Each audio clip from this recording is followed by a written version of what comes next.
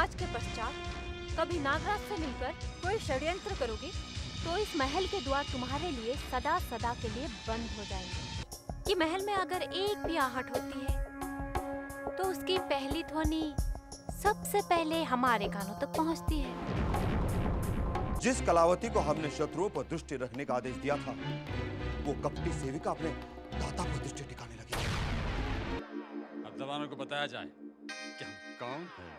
हाँ, तुम कौन हो? पहले हम तो जान लें कि तुम कौन से पशु हो, उसके पश्चात हम कोई निर्णय करेंगे। कौन हो तुम? पथ में किसी भी अपरिचित पथिक से मित्रता मत करना और किसी को भी अपनी सवारी मत दिखाना। यदि वो किसी संकट में फंस गए तो दुर्गेश्वरी उनका साथ देगी, क्योंकि इस जंगल के चप्पे चप्पे को दुर्गेश्वरी जानती भी है और पहचानती भी है।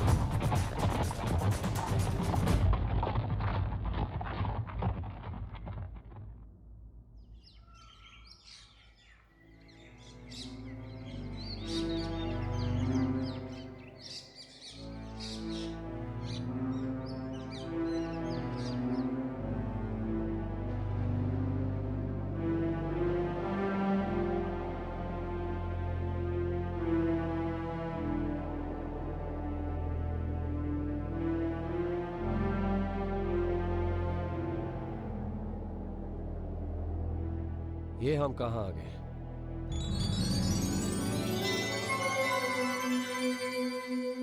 यहाँ आके हम दिशा भ्रमित हो गए। समझ में नहीं आता कि कौन सी दिशा किस ओर जा रही है।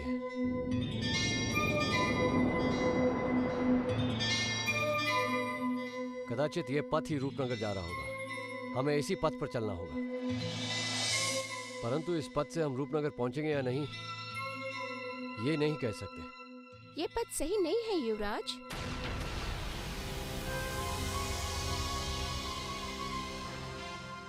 ये कैसा चमत्कार है? एक पुष्प पे कली बैठी। मैं कली नहीं, परी हूँ युवराज। परी परागनी। परी परागनी? लेकिन परी तो आकाश में होती है, देवलोक में होती है। तुम यहाँ कैसे? मैं भी देवलोक में रहती थी। एक दिन आकाश मार्ग से उड़कर इस पथ से जा रही थी तो धरती का ये स्वर्ग इतना सुंदर लगा कि इन्हीं पुष्पों को मैंने अपनी सेज बना लिया। परंतु तुम क्यों इतने निराश दिखाई दे रहे हो युवराज? परी परागनी, हम अपने उद्देश्य के लिए रूपनगर जाना चाहते हैं, लेकिन हमें कोई पथ समझ में नहीं आ रहा। क्या आप हमारी कोई सहायता कर सकती हैं? अवश्य करूंगी युवराज।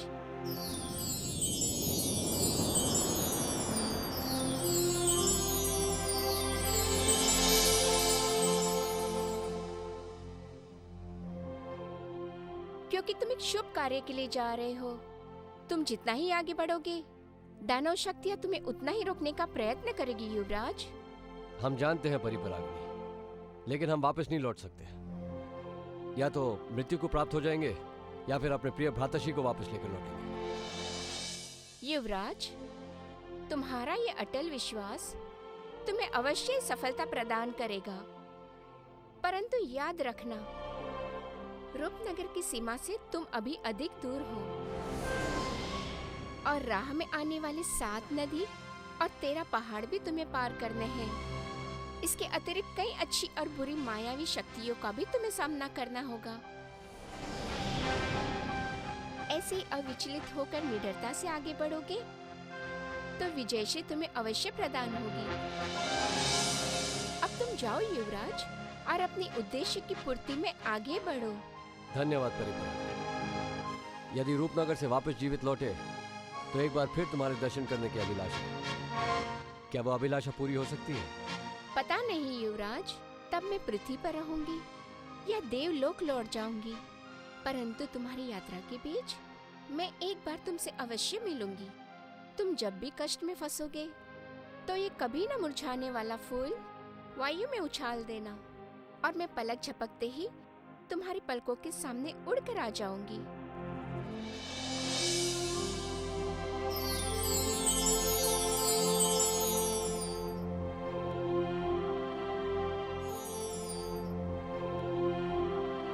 रूपनगर का पथ कितना रहस्यमय है। तरह तरह की पहेलियां सामने आ रही हैं। कभी जीव जंतु से लिपटे महात्मा नजर आते हैं तो कभी दुर्गेश्वरी जैसी महिला डकैत। और अब इस परी का क्या रहस्य है? देखते ही देखते पुष्प में लुप्त हो गई है। समझ में नहीं आ रहा किसका विश्वास करें किसका नहीं।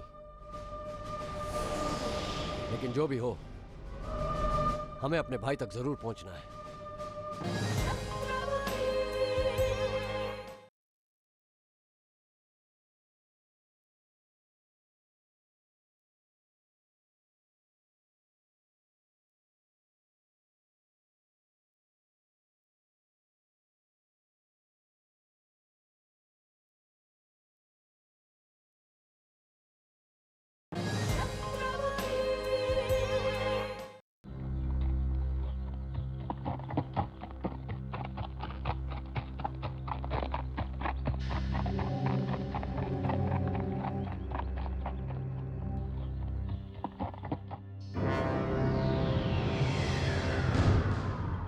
दूर पहाड़ी की ओर से कौन चले आ रहे हैं? लगता है कोई भटके हुए पथिक, या फिर हमें भ्रमित करने कोई मायावी शक्तियां आ रही हैं।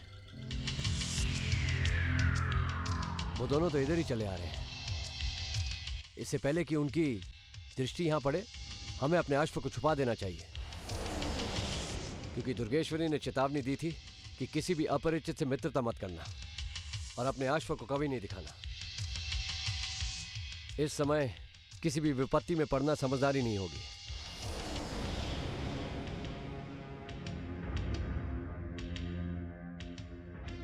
अब हमें स्वयं इनके समीप जाना होगा, जिससे हमें यह पता चले कि ये है कौन।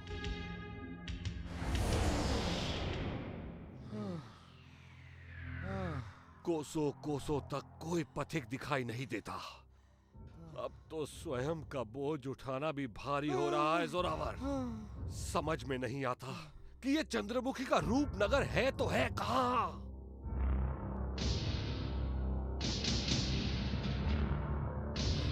और इस पथ का वातावरण भी मायावी लगता है। एक पल में वर्षा तो एक पल में धुंध, एक पल में धूप तो एक पल में छाया। नहीं नहीं नहीं नहीं, ये तो है ईश्वर की माया। कहीं धूप कहीं छाया। युवराज, वो देखिए, वो कौन आया? कोई भटका हुआ पथिक हमारे पथ की ओर बढ़ता चला आ रहा है। शांत हो जाओ मूर्ख। वो कोई साधारण पथिक नहीं है, अवश्य कोई युवराज है जो चंद्रमुखी से विवाह करने रूपनगर जा रहा है। हाँ, हो भी सकता है युवराज। वो चलकर उसी से पूछते हैं कि वो कौन है और यहाँ क्या कर रहा है। चलो। हाँ, हाँ।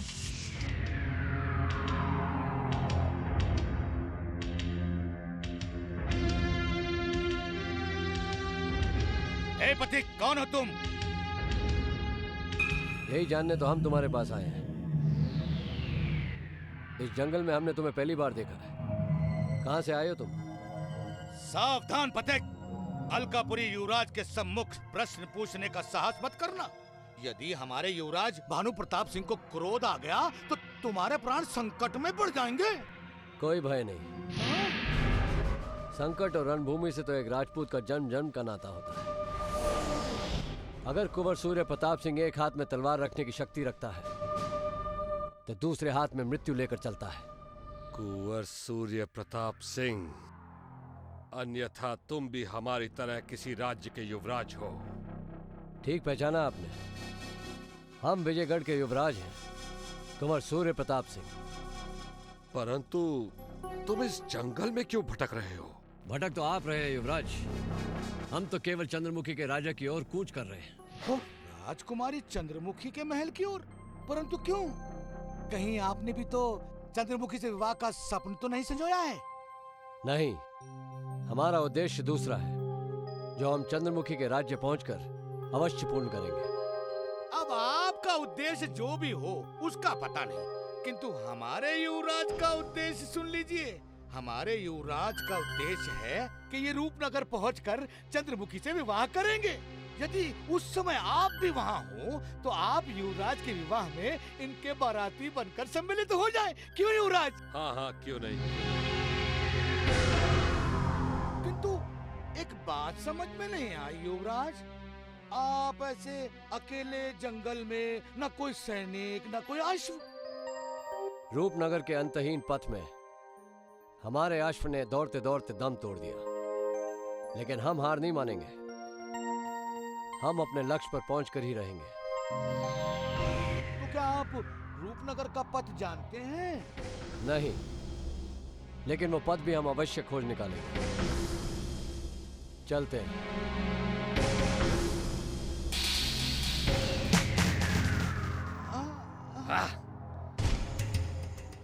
यदि इस युवराज के पास कोई अश्व होता तो हम इसे इसी समय समाप्त कर देते। मैं भी यही सोच रहा था युवराज, किंतु मैंने उस युवराज को पैदल अकेले यहाँ आते हुए देखा था, तो मैंने सोचा उसके पास कोई सवारी नहीं होगी, अन्यथा आपके सम्मुख से जीवित नहीं आने देता युवराज।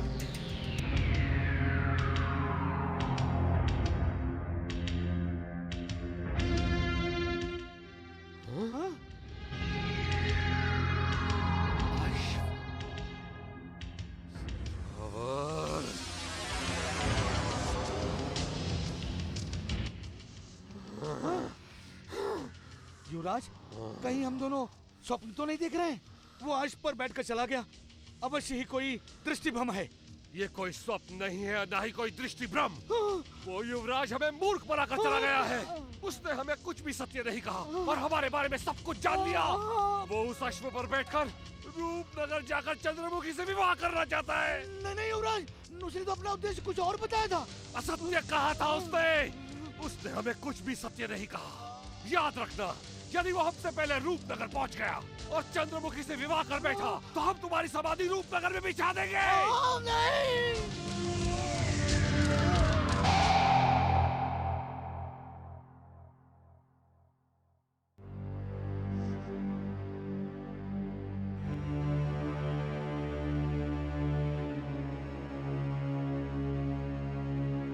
क्या बात है भीमा, तुम्हारे चेहरे पर ये उदासी क्यों? सब कुछ कुशल मंगल है ना? नहीं दुर्गेश्वरी, मुझे अब हर तरफ अमंगल ही अमंगल दिखाई दे रहा है। अमंगल? परंतु क्यों? क्या कोई डाकू बगावत पर उतर आया है, या फिर हमारे गृहों में असंतोष फैल रहा है? हमारे साथियों में अभी तक तो कोई असंतोष नहीं फैला है, मगर शीघ्र ही बगावत भी हो सकती है, क्योंकि कल रात हमारे साथी की मृत्यु के दुख से वो लोग अभी तक विचलित हैं। उसमें हमारा क्या दोष है? किसी जंगली पशु के आक्रमण का हम कर भी क्या सकते हैं? मलखान को किसी जंगली पशु ने नहीं, अभी तो उस पर वनराज ने आक्रमण किया है दुर्गेश्वरी। भीमा! क्षमा करना दुर्गेश्वरी, तुम वनराज पर अति विश्वास करके बहुत बड़ी भूल करने जा रही हो। वो हमें एक पथिक के रूप में मिला था, परंतु तुमने उसे अपना समझ लिया। जानवर के बहाने वो पाप छुपाने का प्रयत्न कर रहा है दुर्गेश्वरी। वो मलखान का हत्यारा है। असंभव! दुर्गेश्वरी कभी विश्वास नहीं कर सकती कि जिस वनराज पर बाबा देवधर का आशीर्वाद है वो वनराज हत्यारा हो सकता है, और फिर एक साधारण डाकू को मारकर वनराज को क्या मिल सकता है? मैं नहीं जानता दुर्गेश्वरी, किंतु मलखान का हत्यारा कोई पशु नहीं हो सकता। वनराज अचानक रात को डेरे से क्यों गया था, और जब वो वापस लौटा तो उसे देखकर ही प्रतीत हो रहा था कि वो हमसे कुछ न कुछ अवश्य छुपा रहा है। भीमा वो हमसे कुछ नहीं छुपा रहा था, बस उसे अपनी माँ की याद आ रही थी। इन बिहड़ों में रह रहकर तुम्हारी भावनाएं मर चुकी है भीमा, लेकिन वनराज का मन अभी कोमल है। वो पहली बार अपनी माँ से बिछड़ा है। ठीक है दुर्गेश्वरी, मुझे तुम्हारी आज्ञा को ठुकराने का कोई अधिकार नहीं है, किंतु तुम्हारी रक्षा करने से मुझे कोई नहीं रोक सकता। मेरी प्रार्थना है आगे से तुम वनराज से कुछ संभल कर रहना। मुझे ऐसा लग रहा है जैसे कोई संकट आने वाला है। संकट और दुखों से तो दुर्गेश्वरी का जन्म जन्म का नाता है। अब तो प्रेम हो गया संकट और दुखों से। याद रखना भीमा, वनराज मेरा धर्म भाई है। उसे तनिक भी कष्ट हुआ तो मैं सहन नहीं कर पाऊंगी। मैंने वनराज को वचन दिया है कि मैं उसे रूपनगर की सीमा तक पहुंचा दूंगी, और अब यह वचन का पालन करना मेरा धर्म है।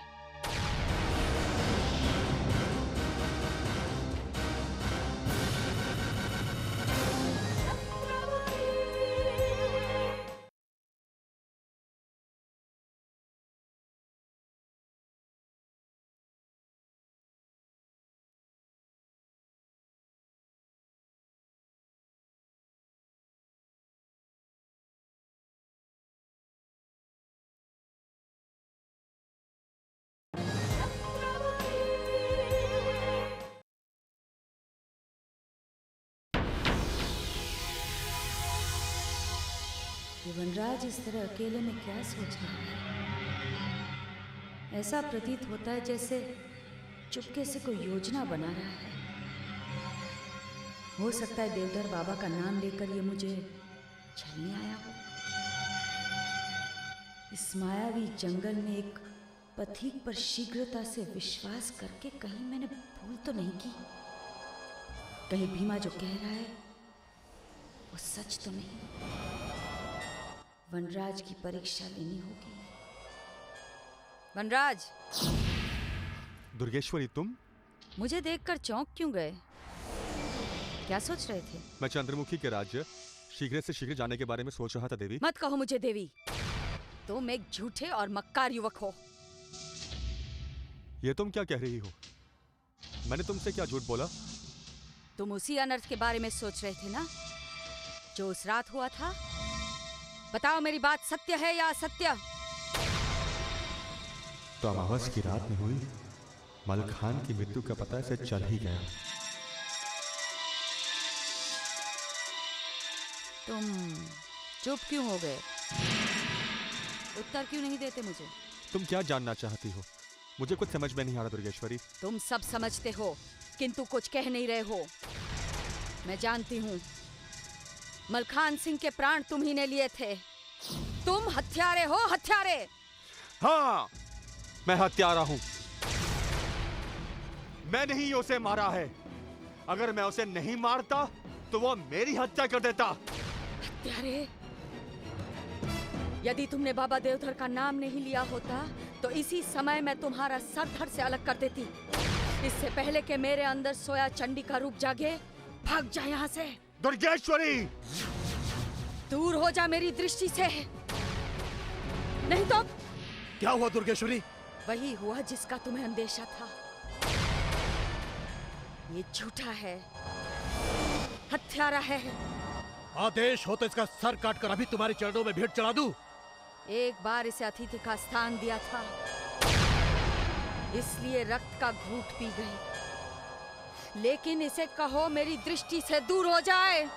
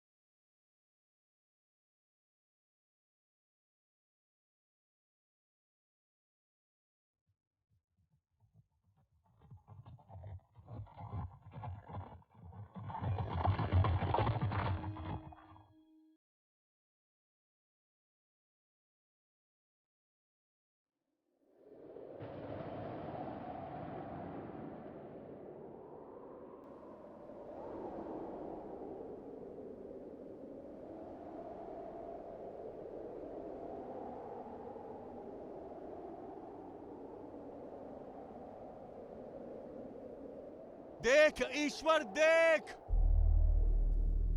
दुनिया की सबसे ऊंची चोटी पर चढ़कर तुझे पुकार रहा हूं। पहले तूने मुझे पिता से अलग कर दिया, फिर मेरी मां से अलग कर दिया, और आज आज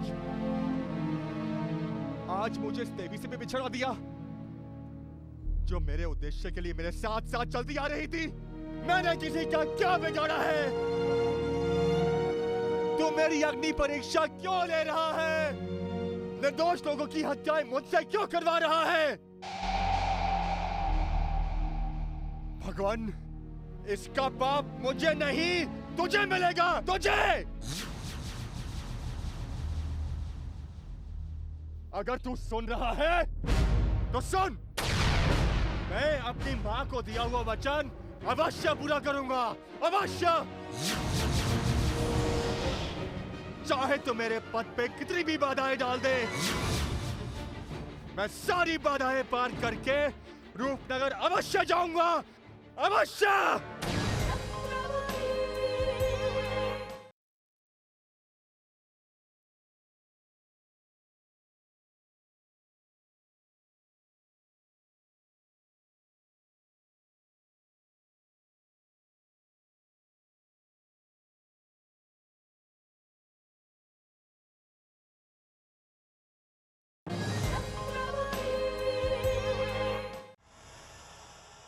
चंद्रमुखी के राज्य में प्रवेश करना इतना आसान नहीं है, चाहे कोई कितना भी प्रयत्न क्यों न कर ले, किंतु हमारी अनुमति के बिना इस राज्य में प्रवेश असंभव है। आप ठीक कह रहे हैं मंत्रीवर, परंतु आप तो रूपनगर से दूर सीमाओं पर अपना कर्तव्य निभा रहे हैं। आपकी अनुपस्थिति में कोई युवराज प्रवेश कर गया तो क्या होगा? ऐसा कदापि नहीं हो सकता, क्योंकि हमारे सरकार रणवीर सिंह के नेत्र चारों प्रहर रूपनगर के महल और रूपनगर की राजगद्दी पर गड़े हैं। जिसे आप कर्तव्य कह रही हैं वो कर्तव्य नहीं अपितु दंड है। ऐसा दंड जो महामंत्री वीरेंद्र सिंह ने हमारे सरकार को दिया है। परंतु क्यों? आखिर मंत्रीवर जी से क्या भूल हो गई जिसके लिए दंड भुगतना पड़ा? महल की राजनीति को तुम नहीं समझती हो मंगला। वीरेंद्र सिंह हमारी बढ़ती हुई शक्ति को देखकर घबरा गया था, इसलिए हमें शक्तिहीन बनाने के लिए हमें सीमा पार भेज दिया। परंतु वो ये नहीं जानता जयचंद कि चोट खाने के पश्चात रणबीर सिंह और भी अधिक बलवान हो गया है। अब हम शीघ्र से शीघ्र अपना राज्य बनाएंगे और रूपनगर का नाम बदलकर रणबीरपुर कर देंगे। वाह हुजूर वाह, दूर दूर तक आप जैसा महायोद्धा ढूंढने से भी नहीं मिलेगा। रूपनगर पर राज्य करने का वास्तविक अधिकार तो केवल आपका ही हो सकता है और किसी का नहीं। परंतु इतने समय महल से दूर रहे हैं तो फिर कैसे इतनी शीघ्रता से आप अपना अधिकार प्राप्त कर पाएंगे? तुम उसकी चिंता मत करो मंगला, रणबीर सिंह अब पहले से भी अधिक शक्तिशाली हो गया है। वो मूर्ख महामंत्री ये भी नहीं जानता कि महल से दूर रखकर उसने हमें और भी वक्त दिया है हमारे षड्यंत्रों को पूरा करने के लिए।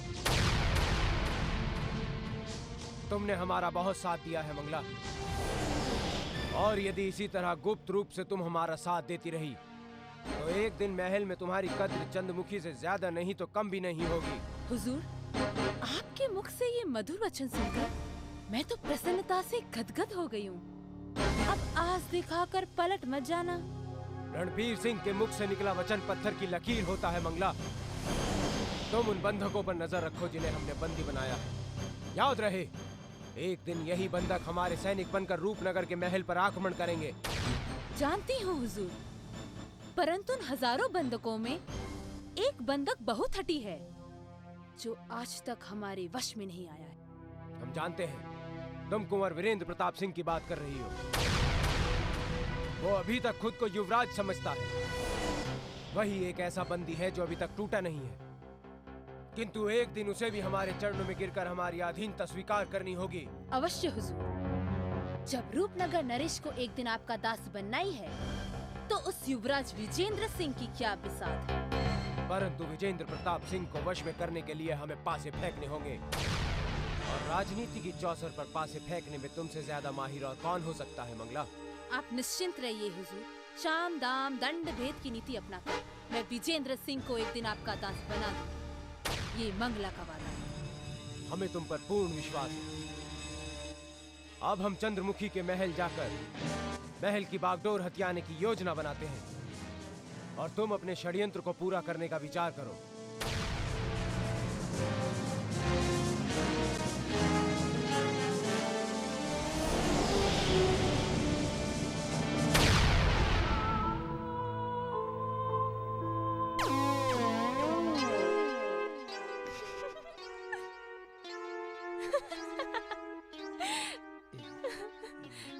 अरे चंगू मंगू, क्या बात है? आजकल तुम दोनों अकेले अकेले क्यों घूम रहे हो? क्या तुम्हारे सरकार ने तुम्हें काम से निकाल दिया है? अरे वो क्या हमें काम से निकालेंगे, हमने उनका काम छोड़ दिया। तुमने तुम्हारे सरकार को छोड़ दिया? मगर क्यों?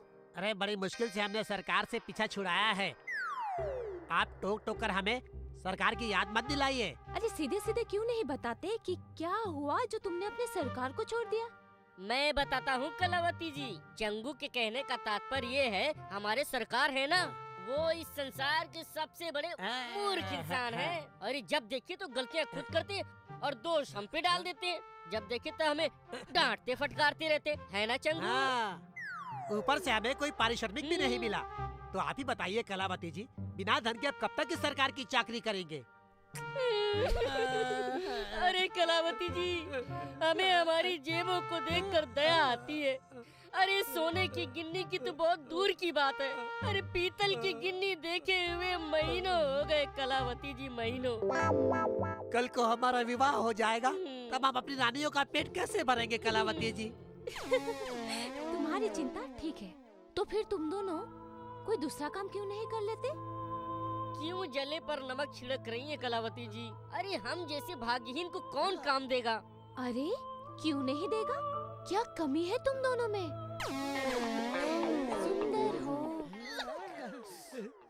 बुद्धिमान हो, सदैव सज धज कर रहते हो, बस थोड़ा सा कद ही तो छोटा है।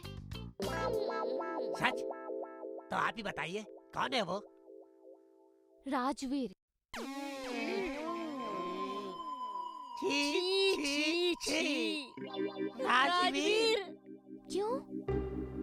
तुम्हें राजवीर पसंद नहीं है? अरे कलावती जी, राजवीर बैलों से भी ज्यादा बड़ा और शक्तिशाली है, पर संकट आने पर किसी भी स्त्री के पीछे छुप सकता है। ऐसे कायर मनुष्य के साथ हम नौकरी नहीं कर सकते। क्यों?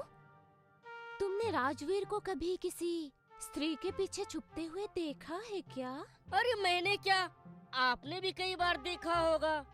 अगर वो निडर होता तो वो आप जैसी खूबसूरत और कोमल स्त्री का सहारा नहीं लेता। वो अपने शत्रुओं की जानकारी के लिए आपको भेजता है ना चंगू? हाँ मंगू। क्या? अब छोड़िए भी कलावती जी, हम छोटे अवश्य हैं, पर हमारे कान बहुत लंबे हैं। हमें नूर की ध्वनि भी बड़ी आसानी से सुनाई देती है। हमें नहीं करना ऐसे कायर राजवीर सिंह जी की नौकरी। अरे इससे तो अच्छी हमारी सरकार है।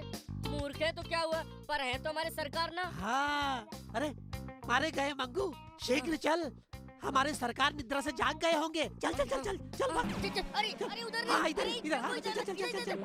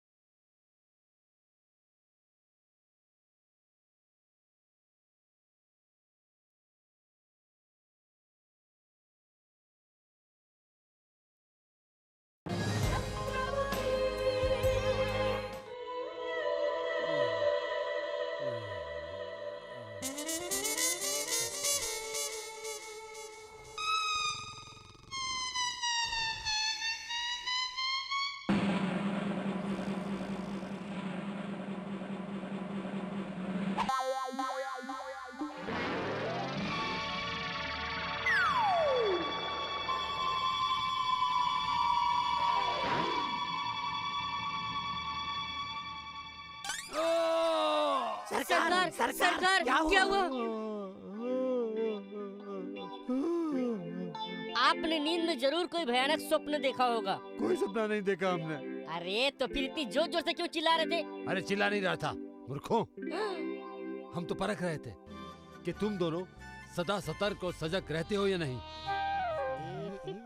परंतु हमें विश्वास हो गया कि हमारे दोनों शेर अपने दाता की सेवा में हमेशा सतर्क रहते हैं। सरकार, हम तो आपके सोने के बाद इतने सतर्क रहते हैं, किसी को आपसे मिलने ही नहीं देते। अब भी अभी कलावती जी यहाँ से जा रही थी, हमने तो उनसे भी कह दिया कि हमारे सरकार अभी सो रहे हैं। मंगू, झूठ मत बोल, कलावती जी यहाँ से जा नहीं रही थी।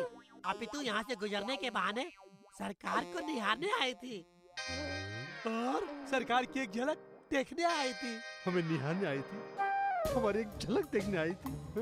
सरकार, अब तो मुझे भी यकीन हो गया है। कदाचित आपके कक्ष के पास आने का कारण यही हो सकता है। सरकार, वो आपसे मिलने के लिए ही आई थी। फिर हमें जगाया क्यों नहीं, गधे कहीं के?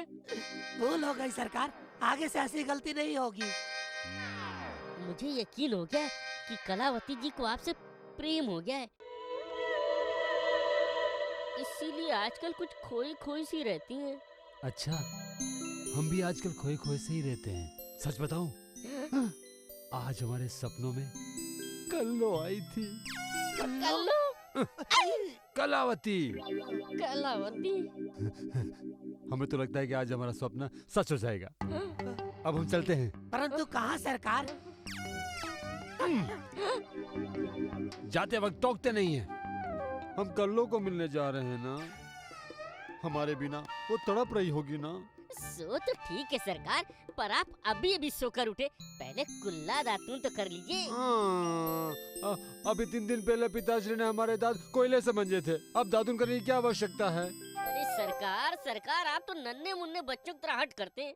अरे कुल्ला दातून तो रोज सुबह शाम करना चाहिए, क्यों चंगू? हाँ मंगू। क्यों चंगू? हाँ मंगू। जब तक हमारा विवाह कल्लो से नहीं हो जाता, हम नहीं करेंगे। विवाह के बाद कल्लो से हम अपना दांत मंजवाया करेंगे। अच्छा हम चलते, नहीं तो कल्लो कट्टी कर लेगी। तो सरकार, वो अभी इस समय आपसे नहीं मिल पाएंगी। क्यों नहीं मिल पाएगी? अरे सरकार, क्योंकि वो इस समय राजवीर सिंह जी से भेंट करने गई है। महामहिम में 16 आने सच कह रहा हूँ। मंत्रीवर रणवीर सिंह किसी भी समय इस महल में प्रवेश कर सकते हैं। रणवीर सिंह महल में प्रवेश क्यों करना चाहता है? महल में उसका लौटने का उद्देश्य क्या है नागराज? उद्देश्य तो बहुत ही भयानक है। सुना है कि वो रूपनगर के इस महल को अपने अधीन करना चाहता है। महामहिम, वो राज्य की बागडोर थामने का सुंदर स्वप्न देख रहा है। राज्य की बागडोर थामने का स्वप्न? राजवीर सिंह रणवीर सिंह का ये स्वप्न कभी पूर्ण नहीं होने देगा। रणवीर सिंह ये भूल रहा है कि हमारा पद उससे ऊंचा है और वो हमारी शक्ति के सामने कहीं भी ठहर नहीं पाएगा। महामहिम, आप पद में उनसे ऊंचे कैसे पहुंच गए, यही जानने के लिए तो वो यहाँ आ रहे हैं। आपकी लंबी छलांग ने कदाचित मंत्रीवर को विचलित कर दिया है।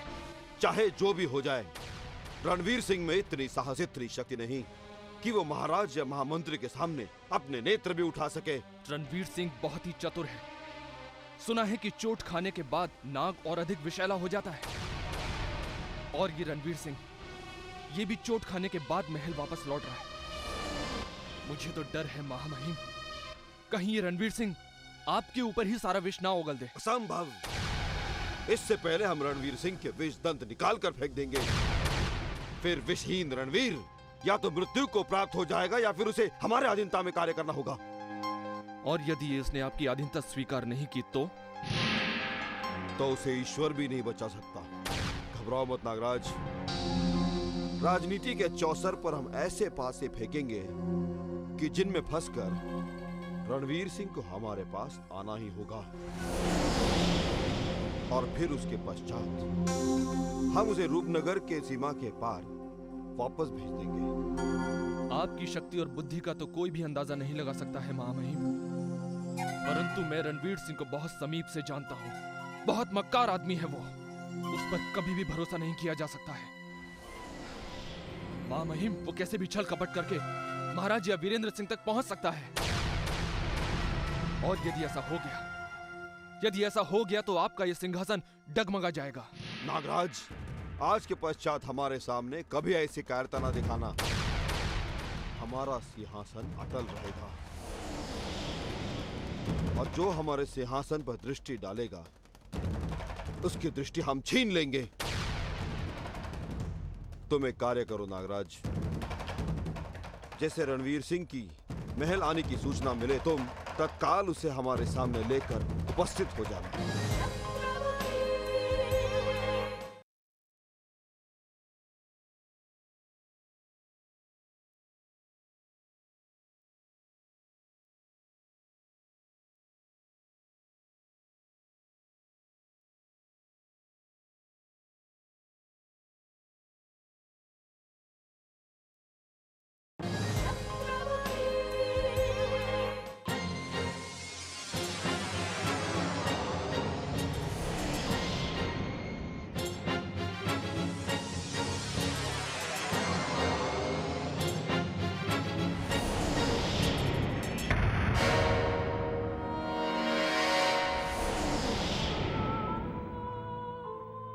हुजूर, आप इतने समय के पश्चात आपको इस महल में देखकर बहुत प्रसन्नता हो रही है। हुजूर, आप कहाँ चले गए थे? कुछ पाने के लिए कुछ खोना पड़ता है कलावती। हम महल के काम के बोझ तले कुछ इतना दब गए थे कि हमें अवकाश लेना पड़ा, किंतु अब हम वापस आ गए हैं। आपके लौटने के समाचार तो हमें पहले ही प्राप्त हो चुके थे हुजूर। ये तुम क्या कह रही? हमने तो अभी तक अपने आने की सूचना किसी को भी नहीं दी। फिर तुम्हें इस बात का कैसे पता चला? केवल हमें ही कहा, सारे महल में चर्चा हो रही है कि मंत्रिमल लौट रहे हैं। कदाचित आपके लौटने की शुभ समाचार महल के गुप्तचरों ने दी होगी। इसका तात्पर्य ये हुआ कि हमारे खेमे में कोई है जो हमारे गुप्त समाचार महल तक पहुंचा रहा है। कौन हो सकता है वो? किस सोच में डूब गए हुजूर? कहीं आप महल की बागडोर संभालने की बात तो नहीं सोच रहे हैं? महल की बागडोर? तो ये समाचार भी महल तक पहुंच गया हमारी गुप्त योजना का। ये किसने बोला होगा? बहुत सोच समझ कर बोलना होगा रणवीर। कलावती बहुत चतुर है। अब फिर से चिंता में पड़ गए हैं। लगता है आपका स्वास्थ्य ठीक नहीं है। हम चलते हैं, परंतु जाने से पहले आपको इतना कहना चाहते हैं, जरा संभल कर रहना, क्योंकि इस महल में आपके मित्र कम हैं और शत्रु ज्यादा। हम चलते हैं।